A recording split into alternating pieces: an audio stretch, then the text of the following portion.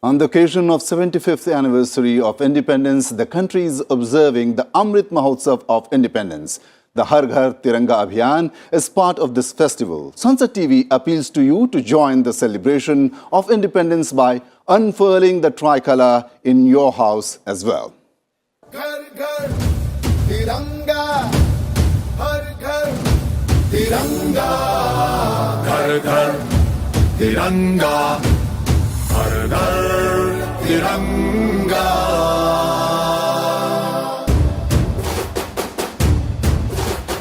Ghar Ghar Tiranga, Rath Ghar Tiranga, Gharo Ghari Tiranga, Pratyek Ghari Tiranga. Namaskar, good evening viewers. You're watching Sansad TV's live broadcast at 9 p.m. This is The News with me, Rajiv Kumar Singh. Over the next 30 minutes, we will bring you a roundup of all national and international news that you need to know. Here are the top headlines this evening. Jagdeep Dhankar sworn in as the 14th Vice President of India. President Draupadi Murmu administers oath of office and secrecy at Rashtrapati Bhavan.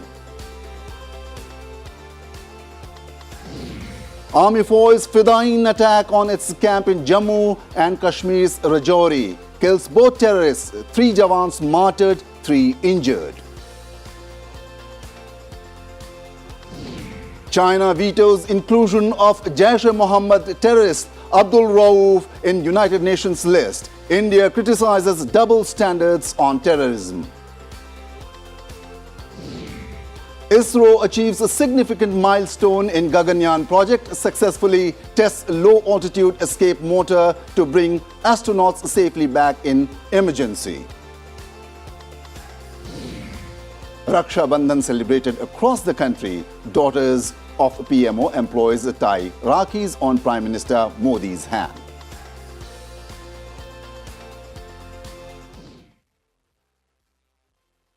Centre approves Corbevax as booster dose for Centre approves Corbevax as booster dose for adults vaccinated with Covaxin or Covishield.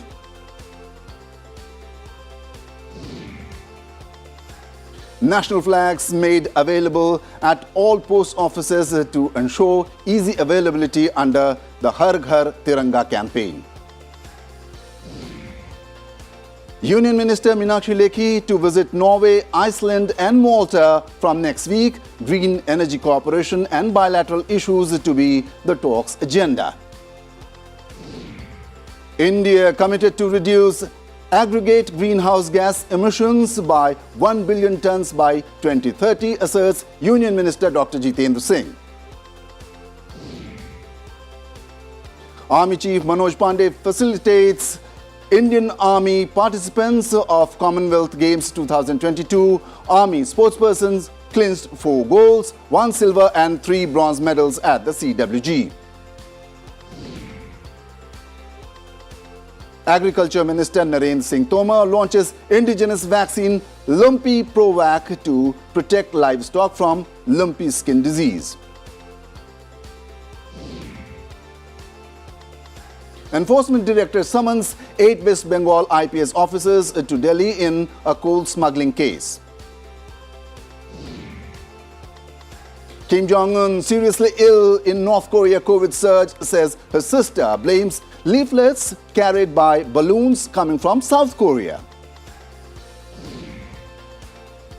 Thailand allows a temporary stay for former Sri Lanka President Gotabaya Rajapaksa, says Rajapaksa will have to seek permanent refuge in another country. And 23-time Grand Slam singles champion Serena Williams loses to Swiss Belinda Bencic at the WTA Toronto Masters in straight sets 6-2, 6-4.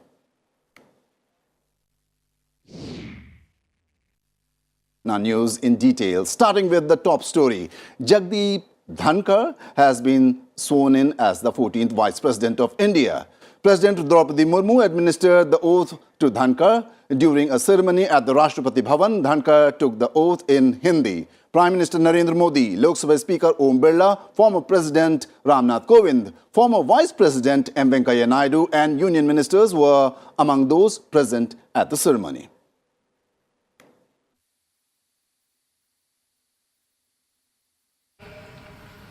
मैं जगदीप धनखड़ ईश्वर की शपथ लेता हूँ कि ईश्वर की शपथ लेता हूँ कि मैं विधि द्वारा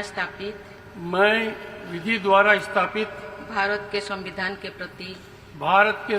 के प्रति सच्ची श्रद्धा और निष्ठा रखूंगा सच्ची श्रद्धा और निष्ठा रखूंगा तथा जिस पद को मैं ग्रहण करने वाला हूँ उसके कर्तव्यों का श्रद्धापूर्वक निर्वहन करूंगा उसके कर्तव्यों का श्रद्धापूर्वक निर्वहन करूंगा.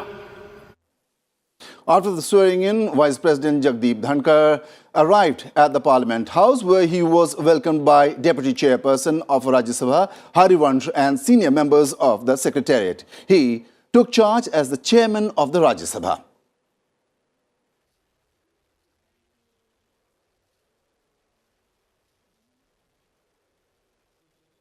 He then went on to Uparashtrapati Bhavan, where his wife and other members of the family were also present.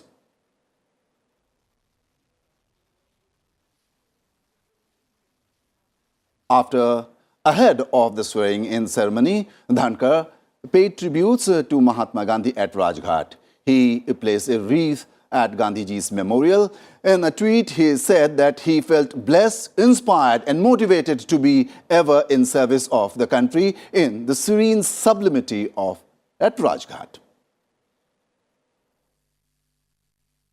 Security forces thwarted a Fedayeen attack on an army camp in Jammu's Rajouri district in the early hours on Thursday. Both attackers were shot down in a 4-hour-long gunfight. Two terrorists tried to enter the Indian Army post at Parghal in Rajouri district around 2 a.m. Sentries challenged the two terrorists who lobbed grenades, starting the exchange of fire. Both attackers were killed in the gunfight that ended around 6 a.m. 6 soldiers who were injured in the operation, out of which 3 succumbed to their injuries. Cordon and search operation was carried out in the area after the gun battle.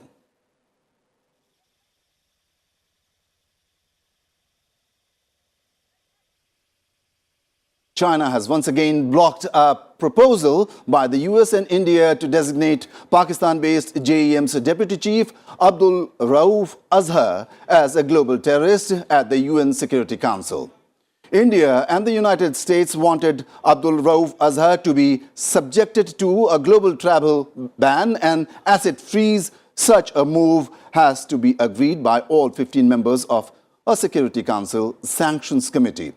This is the second time in less than 2 months that China has put a hold on a listing by the US and India to blacklist a Pakistan-based terrorist.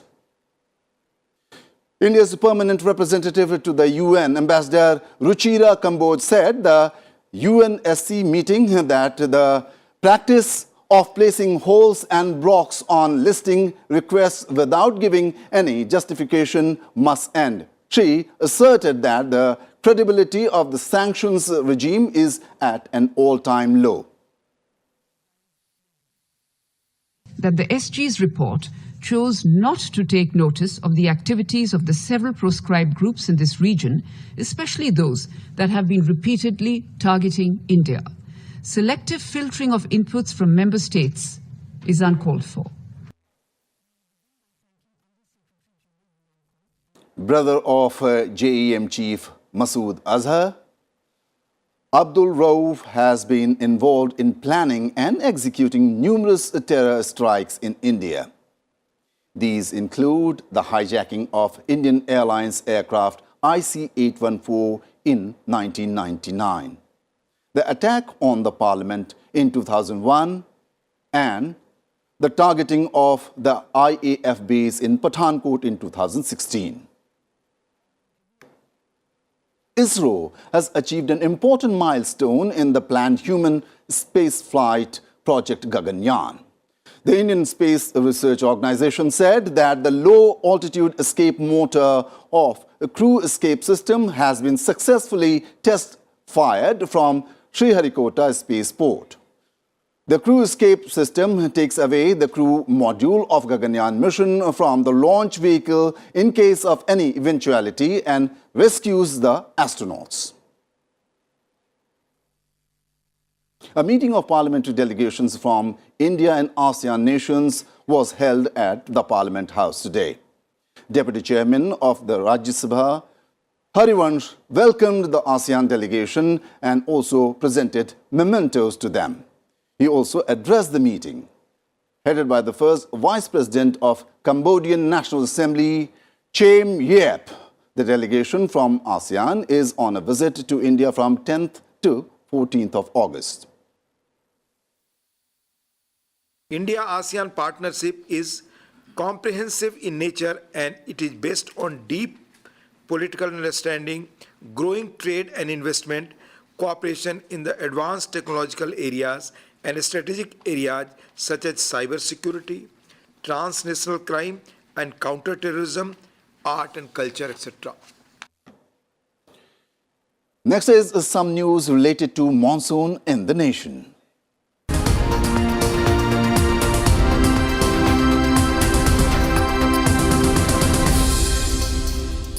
Now for an update on the flood situation across the country. The rain situation has worsened in Himachal Pradesh. Many areas are submerged. Many rivers are flowing above the danger mark, flooding low-lying areas. Many roads have been blocked by landslides, stranding passengers at many places. 10 shops and 3 vehicles were washed away following cloudburst in Kullu district. Number of casualties were reported. No casualties were reported. In Madhya Pradesh, many rivers are flowing above the danger mark in the state. Incessant rains have flooded many low-lying areas, disrupting normal life in the state. According to the weather department, many districts may receive good rains for the next 2 to 3 days. Many districts of East Madhya Pradesh may receive heavy rains, due to which a red alert has been issued for those districts. The Godavari River is flowing above the danger mark in Telangana's Bhadrachalam. Low-lying areas have been flooded and road connectivity has been snapped at some places in Telangana. Several areas in Srisailam across the Krishna River have been submerged. Let us now look at some other news from across the nation. Prime Minister Modi celebrated Raksha Bandhan with children at the residence of Thursday. He presented the tricolour to them to mark the Har Ghar Tiranga Abhiyan.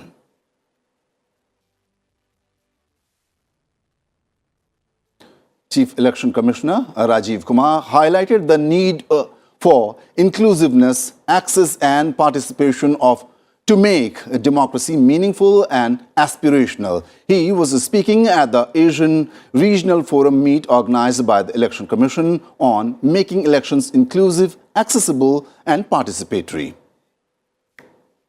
The Supreme Court on Thursday differentiated between freebies and welfare schemes, dismissing a petition seeking cancellation of recognition of parties promoting free gifts. The court said, in the interest of the economy, the country has to strike a balance between harmful policies and welfare measures.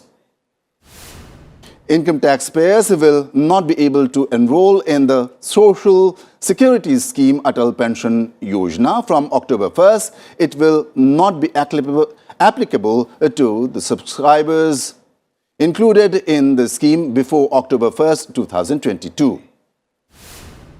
The Union Cabinet approved the continuation of the Pradhanmantri Shahri Awas Yojana till 31st of December 2024. Under this scheme, financial assistance is being provided for over 1 crore 22 lakh houses till March 31st this year.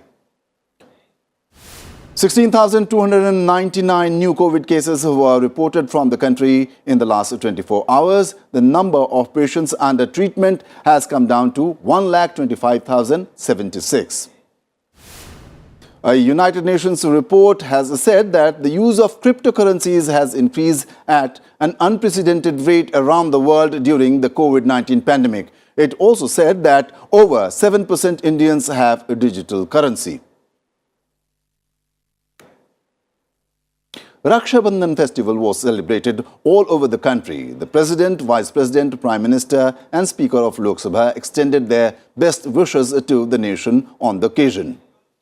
President Draupadi Murmu tied Rakis to representatives of various organizations and school children at Rashtrapati Bhavan.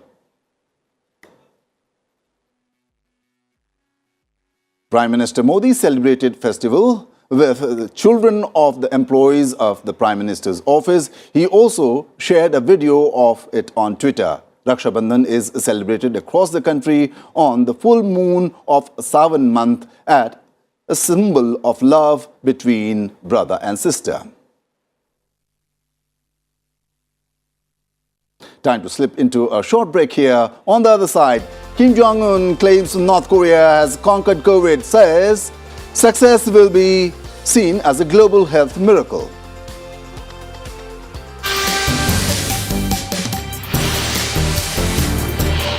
पारंपरिक युद्ध के बजाय छद्म युद्ध के युग में आंतरिक सुरक्षा एक बहुत बड़ी चुनौती है. Cyber crime is another internal threat and it's really emerging very fast. Artificial intelligence is playing a very vital role in the internal security. Social media, cyber crimes, इससे right now जो situation create हो रही है उसके ऊपर कोई बाउंडेशंस नहीं है. जब भी बॉर्डर सिक्योरिटी की बात करते हैं तो हम हमेशा लैंड की बात करते हैं. बट जितना खतरा हमें लैंड से है उससे ज़्यादा खतरा हमें पानी से है.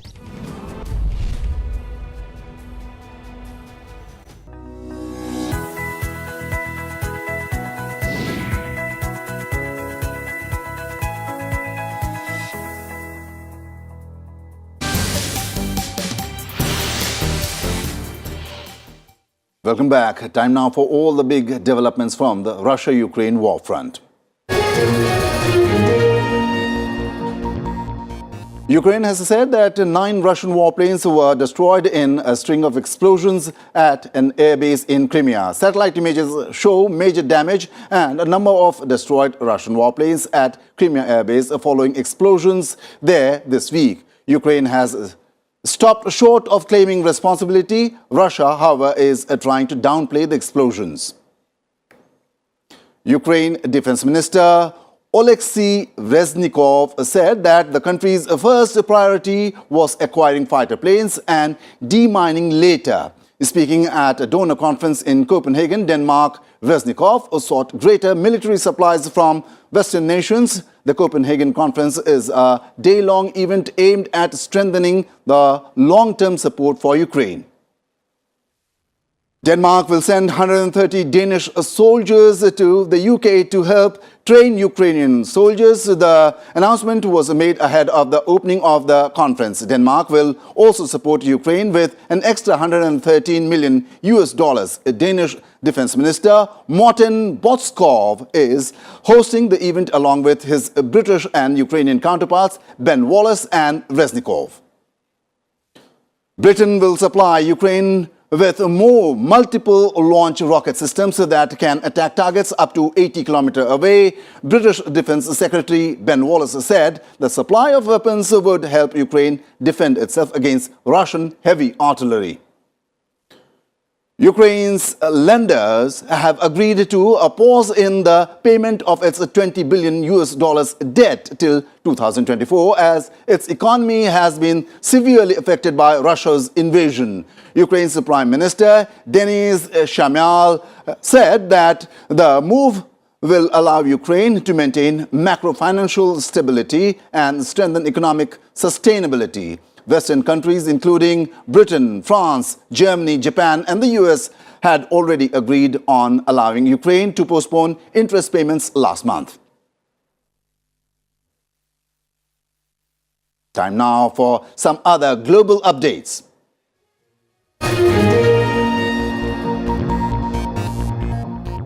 Hundreds of Bulgarians took to the streets of the capital Sofia on Wednesday, voicing fears that the country's caretaker government could break with the policies of its pro-Western predecessor and revert to close energy ties with Russia.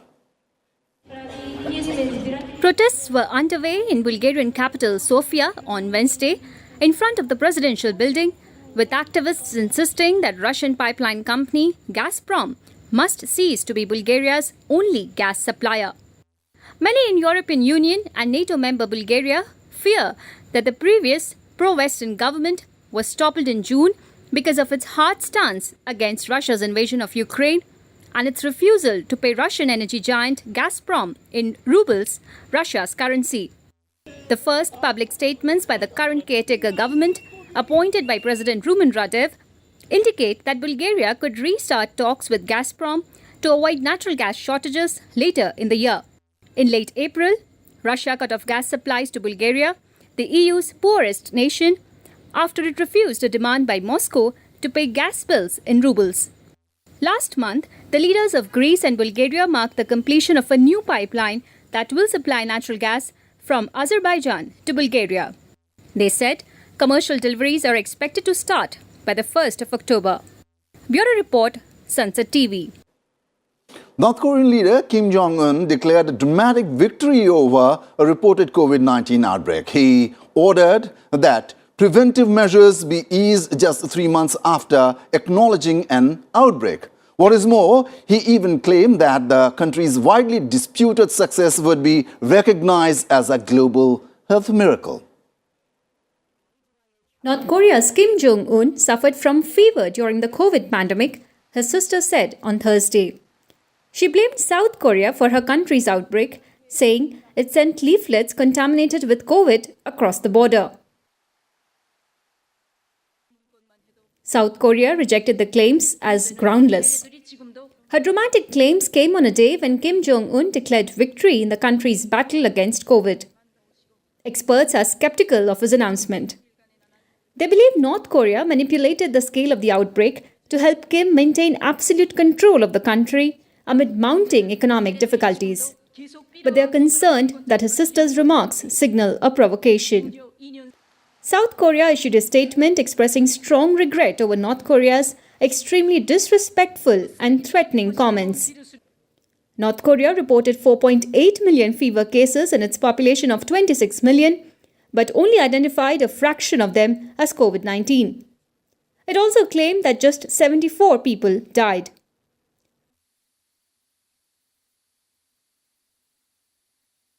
North Korea first suggested in July that its COVID-19 outbreak began in people who had contact with objects carried by balloons flown from South Korea. It is a questionable and unscientific claim that appeared to be an attempt to hold its rival responsible. Activists for years have been sending balloons across the border to distribute hundreds of thousands of propaganda leaflets critical of Kim. North Korea has often expressed fury at the activists and at South Korea's leadership for not stopping them. Bureau Report, Sansad TV. Hungary has asked its public to reduce their petrol purchases. Fears of a shortage in petrol supply appeared after Russian state pipeline operator Transneft halted shipments through the Zuba oil pipeline that flows through Ukraine to the Czech Republic, Slovakia and Hungary.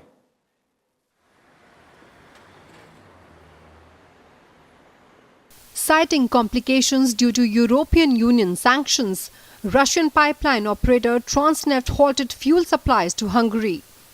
The company said its payment had been refused.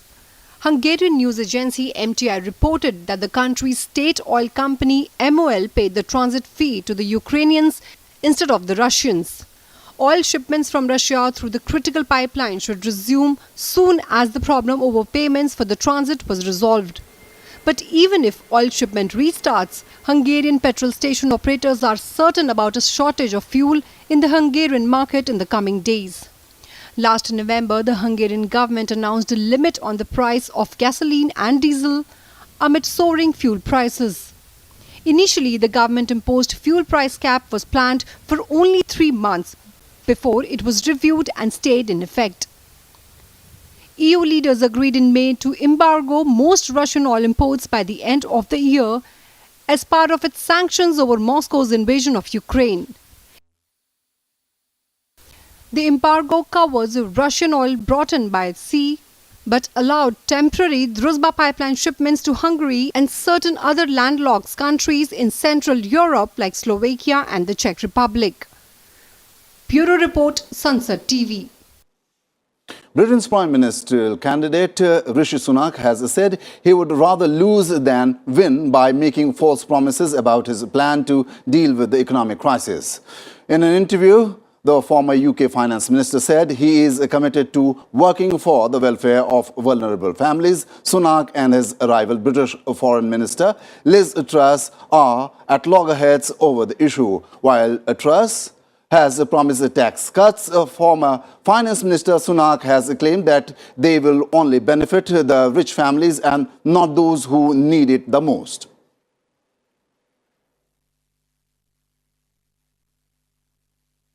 Now, the other news from the world. Devastating wildfires destroyed more than 6,000 hectares of land and ravaged at least 16 dwellings in southwestern France on Wednesday. More than 1,000 firefighters and 8 aircrafts were deployed in the fight against the blazes, which have struck France at the height of its worst ever drought. Several thousand people have been evacuated. Former US President Donald Trump said he invoked the Fifth Amendment and declined to answer questions under oath in relation to the probe with his business dealings. Trump had sued in an effort to block the interview at the New York Attorney General's office on Wednesday. Anti-government protesters in Sierra Leone clashed with police in the streets of the capital on Wednesday. Vice President Mohamed Julde Jallow announced a nationwide curfew in a bid to curb violence. He also said that lives of both policemen and civilians were lost without giving further details. The protesters called for the departure of President Julius Maada Bio over economic crisis in the country. Several features have been included in the draft of a constitutional amendment bill in Sri Lanka that seeks to reduce the concentration of power in the president.